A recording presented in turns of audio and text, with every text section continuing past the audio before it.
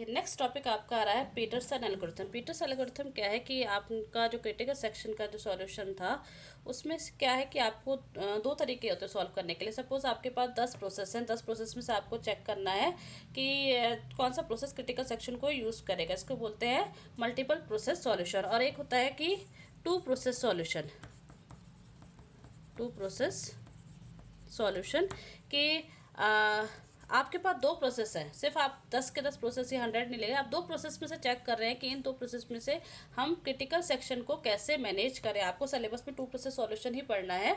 Multiple solution के लिए आपका बेकरी सॉल्यूशन होता है, ठीक है, फिर लेकिन आपको ये रीड करना है फिलहाल, ठीक है। टू प्रोसेस सॉल्यूशन में पहले आता है आपका पीटरसन एल्गोरिथम। पीटरसन एल्गोरिथम क्या सॉल्व कर रहा है कि आपको ये चेक करके बता रहा है कि अगर आपके पास दो प्रोसेस है तो वो अपने क्रिटिकल सेक्शन को यूज़ कैसे करेंगे। सपोज आपके पास प्रोसेस है P0 एंड P1।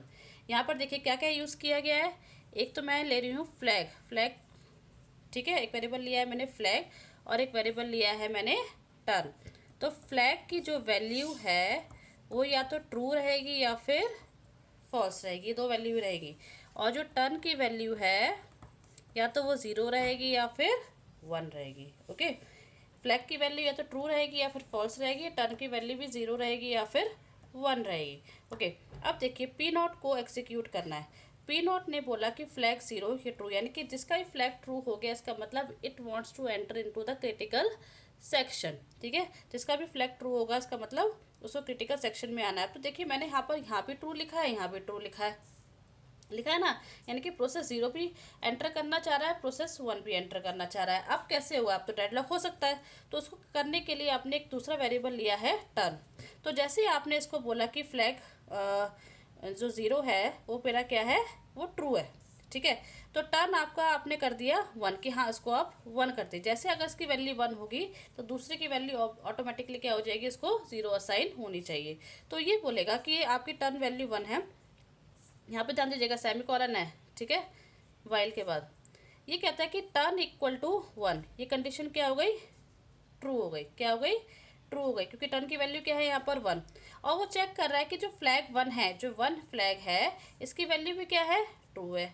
अगर ये दोनों वैल्यू ट्रू है इसका मतलब वाइल क्या है आपका, ट्रू है। तो ये यहीं पर ही घूमता रहेगा, आगे आएगा ही नहीं। यहाँ पे सेमीकोलन है ना, ये आगे आएगा ही नहीं, यहीं पर वो घूमता रहेगा।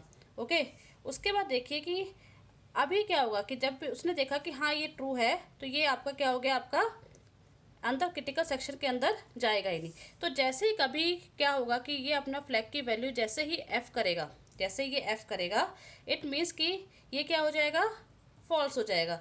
जैसे ये फॉल्स होगा इसका मतलब कोई और क्रिटिकल सेक्शन को यूज़ नहीं कर रहा है, ये अपने क्रिटिकल सेक्शन के अंदर जाएगा, उसको यूज़ करेगा और यूज़ करने के बाद अपना फ्लैग का स्टेटस भी क्या कर देगा, फॉल्स कर देगा। ओके, अब जैसे ही अपना क्रिटिकल सेक्शन का फ्लैग क्या करेगा, स्टेटस फॉल्स करेगा, P1 आएगा। P1 ने अब क्या कर दिया, ट्रू कर दिया। ये क्या हो गया, अपनी वैल्यूज़ की रखी है इसने सपोज 0।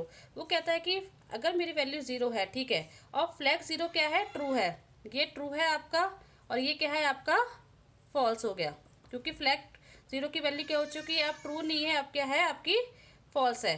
तो ये क्या हो गया, वाइल कंडीशन इंटरप्ट ट्रैप हो गई आपकी, हट जाएगी, आप अंदर आ जाओगे इस नेक्स्ट स्टेटमेंट पे। नेक्स्ट स्टेटमेंट क्या है, क्रिटिकल सेक्शन, यानी कि P1 क्या है, अपने क्रिटिकल सेक्शन के अंदर एंटर कर पा रहा है और एंटर करने के बाद, यूज़ करने के बाद दोबारा से फ्लैग की वैल्यू क्या कर देगा, फॉल्स कर देगा, ठीक है। तो इस तरह से ये P0 P1 आपको एक साथ एग्जीक्यूट होंगे। Thank you.